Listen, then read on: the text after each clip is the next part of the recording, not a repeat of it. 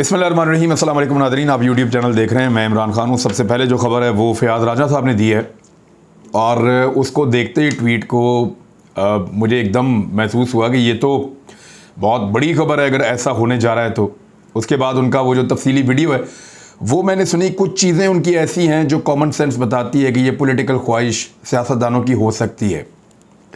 Army chief कई दफ़ा कह चुके हैं, जो उनकी मीटिंग्स होती हैं या जहाँ पे लोग उनको मिलते हैं, हाल ही में तलबा का एक ग्रुप भी उनसे मिला था, वहाँ भी ये बात हुई थी कि वो अब एक्सटेंशन नहीं लेना चाहते बल्कि वो अब रिटायर होना चाहते हैं। मेरी इतला के मुताबिक जो मीटिंग्स हुई हैं उनसे भी यही इन्फॉर्मेशन निकलती है कि आर्मी चीफ एक्सटेंशन नहीं लेना चाहते। 3 मरतबा इस बात को मुख्तलिफ मौक़ों पर अनाउंस भी किया जा चुका है। DG/ISPR बता भी चुके हैं। जब हम लोगों की एक मुलाकात हुई थी काफ़ी पहले, तब आर्मी चीफ कह रहे थे कि वो एक्सटेंशन नहीं लेना चाहते, लेकिन जो टेक्निकल रीजंस फ़याज़ राजा बता रहे हैं ये एक नई चीज़ है। उनका ये कहना है कि कुछ चीज़ें वो अजीब तरीके से बता रहे हैं, इनको वेरीफाई किया जा सकता है या ISPR इसके ऊपर जो है वो वजाहत पेश कर सकती है, इसको क्लियर कर सकती है, क्योंकि इस तरह की बहुत सारी खबरें मार्केट में आती रहती हैं। नजम सेठी फ़ौज के हवाले से बड़ी अजीब खबरें देते रहते हैं। अब तो उन्होंने ये भी कह दिया है कि इमरान खान साहब की मकबूलियत इतनी ज़्यादा है कि इदारे धांधली नहीं कर सकते, और धांधली अब की भी नहीं जा सकती। PTI को इलेक्शन लड़ना भी आ गया है। वो ना सिर्फ वोट डालते हैं बल्कि वोटों का ध्यान भी रखते हैं, गिनती करके अपने वोट पूरे भी करते हैं। तो यहाँ पे धांधली करना अब उतना आसान नहीं रहेगा। तो नजम सेठी ने, बाकी लोगों ने, उन्होंने एतराफ़ किया इस बात का कि इमरान खान के साथ पाकिस्तान की आवाम खड़ी है और वो इस वक्त अकेले एक बहुत बड़े लीडर का स्टेटस पाकिस्तान में एंजॉय कर रहे हैं। उनको ये पता है इलेक्शन आज हो या कल हो, जीतना उन्होंने ही है। और जो धांधली करने वाले फैक्टर्स हैं या जो तगड़े लोग हैं या ताकतवर हल्के हैं, उन सबको आइडिया है कि अब इसको काबू नहीं किया जा सकता। इस जिन को बोतल में बंद करना अब मुमकिन नहीं है। ये तो एतराफ़ कर रहे हैं जो PMLN के बहुत करीबी नवाज शरीफ के दोस्त हैं, जो सहाफ़ी, वो लोग ये कह रहे हैं, जो थोड़े दिन पहले तक ये कह रहे थे कि 17-18 हल्के जो है नून लीग जीत जाएगी और इमरान खान 1 आधे में या 2 में कामयाब हो जाएंगे पंजाब में। लेकिन तमाम तर धांधली के बावजूद इमरान खान ने क्लीन स्वीप कर दिया पंजाब में। नून लीग ने मर के 3-4 सीटें जीती हैं, बाकी PTI की कामयाबी आपने देख ली वहाँ पे। अब हालात ये हैं कि आबद शेर अली का पोस्टर आप देखें तो इसमें आपको जुल्फ़िकार अली भुट्टो नज़र आ रहे हैं, बेनज़ीर भुट्टो नज़र आ रही हैं, इसमें आपको बिलावल भुट्टो नज़र आ रहे हैं और 2 शरीफ भी हैं, यानी इसमें नवाज शरीफ और मरियम नवाज शरीफ, यानी भुट्टो 3 लगाए हैं, शरीफ 2 लगाए हैं और 2 लोगों के साथ सख्त ज़्यादती की है इन्होंने। आबिद शेर अली ने, मैं प्रोटेस्ट करता हूं अगर वो नहीं करेंगे तो। इस पे मौलाना फजलुर रहमान और आसिफ अली जरदारी की तस्वीर ज़रूर होनी चाहिए थी, क्योंकि मौलाना फजलुर रहमान PDM के सरबराह हैं। अगर PDM को उम्मीदवार है तो मौलाना फजलुर रहमान की फ़ोटो, उनका मुंह सबसे बड़ा लगाया जाना चाहिए था पोस्टर के ऊपर, और मौलाना साहब के बाद जो एक बड़ा मुंह है वो आसिफ अली जरदारी साहब का होना चाहिए। तो उसका रीज़न ये है कि सारा अखराजात जोर लगाने में और लोगों को मनाने में वो तो जरदारी साहब का था। मौलाना साहब तो उनके सिर्फ सरबराह है ना, मियाँ साहब तो बाहर बैठे हुए हैं। तो ये आबिद शेर अली ने एक ज़्यादती की है। मेरे ख्याल में अगले पोस्टर्स के अंदर वो इसकी तस्हीह कर देंगे और PDM के बाकी रहनुमाओं की तस्वीरें भी लगाएंगे। MQM की भी लगानी चाहिए, बाकी सबकी भी लगानी चाहिए। बहरहाल फ़याज़ राजा साहब ये कह रहे हैं कि जनरल बाजवा को नवाज शरीफ साहब और जरदारी साहब ने यह फ़ैसला किया है कि उनको 6 माह की तौसी ऑफ़र की जाएगी उनकी मुद्दत मुलाजमत में। उसमें वो कहते हैं 2 मकासद हासिल हो जाएंगे। पहला मकसद ये है, वो कहते हैं जी सबसे पहले तो वो चेक करेंगे कि इमरान खान साहब ये 9 हल्कों के अंदर इलेक्शन जीतते हैं या कुछ कम के अंदर जीतते हैं। अगर तो उनकी पॉपुलैरिटी बहुत है और इमरान खान साहब 9 के 9 हल्कों से इलेक्शन जीत जाते हैं तो फिर जनरल बाजवा को एक्सटेंशन ऑफर कर सकते हैं इंपोर्टेड हुकूमत के लोग या जरदारी साहब और नवाज शरीफ साहब।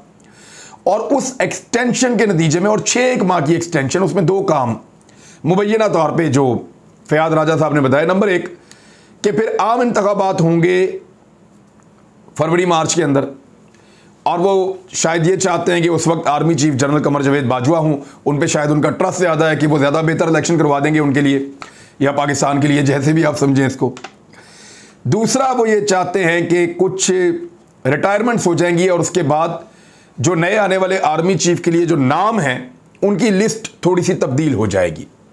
कुछ ऑफिसर रिटायर हो जाएंगे, कुछ नीचे से आ जाएंगे, तो एक लिस्ट, ये मुबैना तौर पे ये फ़याज़ राजा साहब ने इसको क्लेम किया है, मैं आपको एज इट इज़ रिपोर्ट कर रहा हूँ। इसकी तस्दीक मैंने नहीं की, और वो मैं इसलिए नहीं कर सकता, आजकल रब्ता ही नहीं करता, कोई सवालों के जवाब ही नहीं मिल रहे, और नंबर सारे मेरे से छीन के मेरा मोबाइल जो है वो उसके अंदर ज़ाया कर दिए गए हैं। तो सिचुएशन अब आपके सामने, लेकिन फिर भी मैंने चंद सोर्सेज से बात की, उन्होंने कहा जी बिल्कुल तो डिनाई नहीं इस खबर को किया जा सकता, पॉसिबिलिटीज़ हर चीज़ की होती हैं। तो कुछ ऑफिसर नीचे से सीनियर हो जाएंगे और उनमें से किसी को शायद मई के बाद आर्मी चीफ बना दिया जाएगा। अगर 6 माह की एक्सटेंशन जनरल बाजवा को मिलती है तो हो सकता है ये 6 माह से थोड़ी ज़्यादा भी हो जाए। तो डिपेंड करता है कि क्या फैसला लिया जाएगा, लेकिन ये खबर एक बहुत बड़ी बन जाएगी आने वाले वक्त में, और इसका पता चलेगा आपको अक्टूबर नवंबर में। लेकिन 25 सितंबर में चीज़ें बहुत क्लियर हो जाएंगी। इसी माह की 25 तारीख को इमरान खान साहब 9 हलकों से इलेक्शन लड़ने जा रहे हैं अकेले। क्या वो एक नया वर्ल्ड रिकॉर्ड बना देंगे? रिकॉर्ड पे रिकॉर्ड तो वो बना रहे हैं। अगर वो 9 के 9 हलकों से इलेक्शन जीत जाते हैं तो सिचुएशन यकसर बदल जाएगी, और फिर नवाज शरीफ और जरदारी साहब को वो सारा कुछ करना पड़ेगा जिसको किसी लिहाज से जमहूरी नहीं कहा जा सकता, जिसको किसी लिहाज से सियासी नहीं कहा जा सकता। फिर वो हर तरह का टेक्निकल नॉकआउट करने की कोशिश करेंगे। और इससे पहले उनकी एक और कोशिश भी है कि 9 हलकों के इलेक्शन से पहले किसी भी तरह करके इमरान खान साहब को नाअहल करवा दिया जाए, वो नाअहल हो जाए इमरान खान साहब, टेक्निकली इनको बाहर कर दो। अच्छा, मुझे ऐसा लगता है कि कुछ ना कुछ होने वाला है। मैं आपको क्यों कह रहा हूं? क्योंकि मीडिया के ऊपर जो मेहनत की जा रही है ना ताकतवर लोगों की जानिब से, वो भी बंद नहीं हुई। एयरवाई को हुकूमत की क्या जरूरत है? कभी कोई हुकूमतें भी चैनल बंद करती हैं इस तरह, अदालतें ऑर्डर दे रही हैं, चैनल बंद पड़ा हुआ। आप जानते हैं एयरवाई कैसे बंद हुआ है? ताकतवर लोग हैं, ताकतवर हल्के हैं, वो एयरवाई उन्होंने बंद कर दिया। एक्सप्रेस न्यूज़ में जो दबाव डाला गया मुझे ऑफ एयर करने के लिए, निकालने के लिए, मैं जानता हूं कि वो दबाव हुकूमत का उतना नहीं था, फारग कर दिया गया। अरशद शरीफ को उनका प्रोग्राम वापस ले लिया गया, उनको चैनल से निकलवा दिया गया। असल रीज़न क्या है बच्चा बच्चा जानता है। पाकिस्तान में बोल एक नए नाम को एंटर कर रहा है। उस वक्त बोल टीवी की नशरियात पूरे पाकिस्तान में बार बार बंद की जा रही हैं। अब बोल का बाजू मरोड़ा जाएगा, उसको ठीक किया जाएगा। बच्चा बच्चा जानता है कौन कर रहा है। अभी सहाफ़ियों के ऊपर नए मुकदमात बनाने की तैयारी की जा रही है। बच्चा बच्चा जानता है कि कौन कर रहा है और क्या मकासद हासिल करना चाहते हैं। देखिए, अगर चीज़ें नॉर्मलाइज होने की तरफ जा रही हो ना, और लड़ाई अपने खात्मे की तरफ जा रही हो, तो फिर ऐसी चीज़ें नहीं होती। इसका मतलब है कि लड़ाई ख़त्म होने वाली नहीं है। इसका मतलब है चीज़ें नॉर्मलाइज होने वाली नहीं है। इसका मतलब यह है कि पाकिस्तान में कुछ ऐसा होने जा रहा है जिसके लिए मीडिया को कंट्रोल करना बहुत ज़रूरी है, और उन तमाम मुखालिफ आवाज़ों को कुचल देना बहुत ज़रूरी है जो मुखालिफ आवाज़ें उस वक्त उठेंगी जब वो ज़्यादती पाकिस्तान के साथ की जा रही होगी। मुझे तो ऐसा लगता है कि ये खामोशी जो है वो एक तूफ़ान का पेश खैमा है, और ग्राउंड तैयार की जा रही है मुखालिफ आवाज़ों को चुप करा के, सबको खामोश करके, हर चीज़ को कंट्रोल करके, ताकि कल को कुछ किया जाए तो किसी के पास बोलने की गुंजाइश मौजूद ना हो। कुछ गिरफ्तारियां भी मजीद होंगी दोबारा से, और ये चीज़ें मार्केट में आ भी रही हैं। अब आ जाए, इमरान खान साहब ने जलसा किया। जलसे में क्या किया अगले मैं पोर्शन में आपको रिपोर्ट कर दूंगा। इमरान खान साहब गए बहावलपुर में, बड़ा तगड़ा उनका जलसा था। जहाँ जाते हैं रिकॉर्ड बना देते हैं। गुजरात में लोगों ने कभी इतना बड़ा जलसा नहीं देखा जितना बड़ा कल किया इमरान खान साहब ने। अब वो जा रहे हैं और जलसा उन्होंने बहावलपुर में किया। वहाँ जो उन्होंने कहा वो अगले व्लॉग में, लेकिन आपको मैं ये बता देता हूँ कि उससे पहले वो राजनपुर गए, वहाँ का उन्होंने दौरा किया, सैलाब मुतासरीन के मामला देखे, और उन्होंने एक स्टेटमेंट दिया कि अरकान असम्बली, हुकूमत और मैं मिलकर सैलाब मुतासरीन की मदद करेंगे। ये इमरान खान साहब ने कहा है, और साथ ही साथ उन्होंने कहा कि अगले एतवार को एक और टेलीथॉन वो करेंगे। इमरान खान साहब अभी एक कल एतवार आ रहा है और एक अगला एतवार है। अगले एतवार को इमरान खान साहब एक और टेलीथॉन करने जा रहे हैं जिसमें वो अपने हमवतनों से फ़ंड कलेक्ट करेंगे। उम्मीद है कि उसमें ज़्यादा टीवी चैनल्स इमरान खान को दिखाएंगे, और क्योंकि एयरवाई अब ऑन एयर चला गया है तो उसका भी एक इम्पैक्ट आएगा। तो उम्मीद की जाती है कि ज़्यादा फंडिंग शायद इकट्ठी होगी उस मामले में। इमरान खान साहब ने इसमें शुक्रिया अदा किया है लोगों का। और उन्होंने कहा कि मेरी टेलीथॉन के जवाब में 2.3 अरब रुपए ये अब तक अतिया हो चुके हैं, मिल गए हैं। मुल्क में और बैरून मुल्क पाकिस्तानियों ने जो दिए उनका मशकूर हूँ। वो लोग जिन्हें अपने ऐलान के मुताबिक अतियात जमा करवाने हैं वो बराए करम जमा करवाएं। जो लोग बाकी रह गए वो जल्दी, जो इन्होंने ऐलान किया हुआ वो पैसे जमा करवा दें। मेरी टीम उन समुंदर पार पाकिस्तानियों की मदद के लिए काम कर रही है जो बड़ी रकूम की तरसील के लिए 5013C के इस्तस्ना के मुंतज़िर हैं। वो एक ख़ास किस्म का इस्तस्ना चाहते हैं ताकि वो बड़ी रकूम की ट्रांसफ़र पाकिस्तान में कर सकें। तो उसके लिए इमरान खान साहब कह रहे हैं कि मेरी टीम उसके लिए काम कर रही है कि ये फैसिलिटी हम आपको प्रोवाइड करें और आप वो पैसा पाकिस्तान में ट्रांसफ़र करें जो बड़ी रकूम है, और इस तरह वो 5 अरब 5.5 अरब पूरे हो जाएंगे। और उसके बाद इमरान खान साहब फिर अगली ट्रांसमिशन करेंगे और उसके अंदर दोबारा से फंडिंग होगी।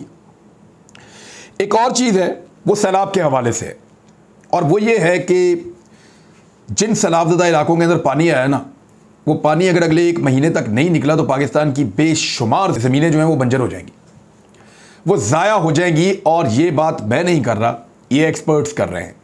तबाहकुन सैलाब के नुकसानात हम 50 साल पीछे जा चुके हैं। इसमें एक गैर मुल्की खबरसां इदारा AFP उसके मुताबिक सिंध के एक किसान उन्होंने बताया कि हम 50 साल पीछे जा चुके हैं और इनकी 2500 एकड़ ज़मीन पर कपास और गन्ने की फसल कटाई के करीब थी, जो अब मुकम्मल तौर पर तबाह हो चुकी है और लोग भी बहुत ज़्यादा मुतासिर हुए हैं। अब कहते ये हैं कि जितनी ज़्यादा बारिशें हुई हैं, 72 घंटे तक लगातार बारिशें होती रही हैं, ज़मीनों के ऊपर जो पानी खड़ा हो गया है, अगर ये ज़्यादा अरसे तक खड़ा रहा, पानी आए और गुजर जाए तो सूरत हाल कुछ और होती है। पानी आए और ठहर के खड़ा हो जाए और 1 महीना खड़ा रहे तो ज़मीन की ज़रखेज़ी और ज़मीन की काबिलियत बहुत बुरी तरह मुतासिर हो जाती है। ये मामला है, अगर खुदा न खास्ता ये मामला चलता रहा और ये पानी जल्दी ना निकला तो ये एक बहुत बड़ी मुसीबत पाकिस्तान के लिए बन जाएगी।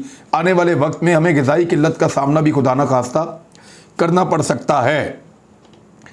अब इस सिलसिले में किया क्या जाए? देखें, जब भी कभी बारिशें ज़्यादा होती हैं, सैलाब आता है ना, तो वो दरियाई रस्तों को लेता है। हमेशा पानी नीचे की तरफ जाता है और कराची जो है या आपका जो साहिली इलाका है वो पाकिस्तान का सबसे निचला इलाका है। जैसे जैसे ऊपर आते हैं, ऊपर फिर पंजाब है, पंजाब से ऊपर खैबर पख्तूनख्वा, गिलगित बल्तिस्तान है, ये सारे एरियाज आपके ऊपर की तरफ जाते हैं, तो पानी नीचे की तरफ बहता है और उसके रास्ते बने हुए हैं जिन्हें हम दरिया कहते हैं। जब कभी बारिशें तवक्को से बहुत ज़्यादा हो जाएं, 5 गुना हो जाएं, 7 गुना हो जाएं, तो होता क्या है कि मुख्तलिफ एरियाज में पानी जमा हो जाता है और दरियाओं में पानी का फ्लो बढ़ के बाहर निकल आता है। तो इस तरह एक सैलाब जैसी कैफियत पैदा हो जाती है और आसपास की ज़मीनें सारी डूब जाती हैं। लेकिन जैसे जैसे वो पानी समुद्र में गिरता रहता है, वैसे वैसे दरिया का लेवल नीचे जाता है और साइडों का पानी दरिया में जमा होता है, और जब वो दरिया में जमा होता है तो वो पानी भी सारा का सारा समुद्र में चला जाता है। इस तरह 10-15 दिनों के अंदर पाकिस्तान खुश्क हो सकता है। लेकिन अनफॉर्चुनेटली बड़े ताकतवर और तगड़े ज़मींदारों ने अजीबोगरीब किस्म की अपनी ज़मीनों में बंद बांधे हुए हैं। जो गरीब किसान हैं या आम लोग हैं, उनकी ज़मीनों के अंदर जब पानी इकट्ठा हो जाता है तो ये बड़े बड़े ज़मींदार अपनी ज़मीनों के पानी के लिए तो उन्होंने बंदोबस्त किया हुआ है, लेकिन बंद बांध के अपनी ज़मीनों में से गरीबों का पानी गुजरने नहीं देते। तो उसकी वजह से वो पानी दरियाओं में नहीं जाता और लेवल नीचे नहीं आता। पाकिस्तान में बेशुमार ज़मीनें ऐसी हैं, आम हारियों की, किसानों की वो ज़मीनें हैं जिनके आगे बड़े बड़े सरदारों ने बंद बांधे हुए हैं और वो उनके अंदर शिगाफ डालने के लिए तैयार नहीं है, क्योंकि उससे उनकी कुछ ज़मीन मुतासिर होती है या पानी उनकी ज़मीन में से गुजर के आगे जाएगा। तो ये जो वजह है, ये सबसे बड़ी वजह है कि वो सारे पानी को अपनी ज़मीन के ऊपर से गुजर कर जाने नहीं देना चाहते कि हमारी ज़मीन का थोड़ा सा नुकसान भी ना हो, और इसकी वजह से पाकिस्तान का एक बड़ा नुकसान हो रहा है। मेरे ख्याल में पाकिस्तान के जो इदारे हैं, तमाम इदारे, उनको बैठ के मैपिंग करनी चाहिए और उन तमाम जगहों पर शिगाफ डालना चाहिए हंगामी बुनियादों के ऊपर, चाहे वो ज़मीन कितने भी ताकतवर आदमी की है। अभी मुझे एक फ़ोन आया, केडी साहब बड़े मशहूर हैं, केडी साहब के नाम से, खालिद मलिक साहब है, ये ड्रामा इंडस्ट्री का एक नाम है, बड़ी मेहनत के साथ काम करते हैं। इन्होंने कहा जी हम गए हैं, हमने जाकर सैलाब मुतासरा इलाकों में विज़िट किया है, जोडो से लेकर रोशनाबाद तक कहते जी हम गए हैं। वहाँ एक बहुत बड़े वडेरे की आगे ज़मीन है और पीछे कुछ 10-10 फुट खेतों के ऊपर पानी खड़ा हुआ है। वो कहते हैं अगर वो वहाँ पे शगाफ डालने दे वो वडेरा, तो ये पानी निकलना शुरू हो जाएगा 10-15 दिन के अंदर, 20 दिन के अंदर निकल जाएगा। लेकिन अगर वो शगाफ नहीं डालने देगा तो ये पानी 6 महीने भी यहीं खड़ा रहेगा और ये ज़मीनें हमेशा के लिए बर्बाद हो जाएंगी। फिर इनको वापस दरखेज होने में बहुत टाइम लगेगा। ये सारी सूरत हाल है और इसमें हुकूमत की जिम्मेदारी है कि वो इन सारी चीज़ों को ठीक करे। IMF ने बड़े शिकवे और शिकायतें की हैं मौजूदा हुकूमत से। शौकत तरीन साहब ने भी एक दावा किया है कि हम होते तो IMF को बाय बाय करते। अगले व्लॉग में आपको मैं बताऊंगा पेट्रोल और बिजली कैसे मज़ीद महंगे होने जा रहे हैं, ये चीज़ें भी मैं आपको बताऊंगा। और रेडियो पाकिस्तान का जो एक ख़र्चा है वो उठाने के लिए वो बोझ भी पाकिस्तान के आम आदमी पे कैसे अब डाला जाएगा, टीवी के बाद, पाकिस्तान टेलीविज़न के बाद रेडियो पाकिस्तान भी। अगले व्लॉग में बताता हूँ। अब तक के लिए इतना ही। अपना ख्याल रखिएगा, अपने चैनल का भी। अल्लाह हाफ़िज़।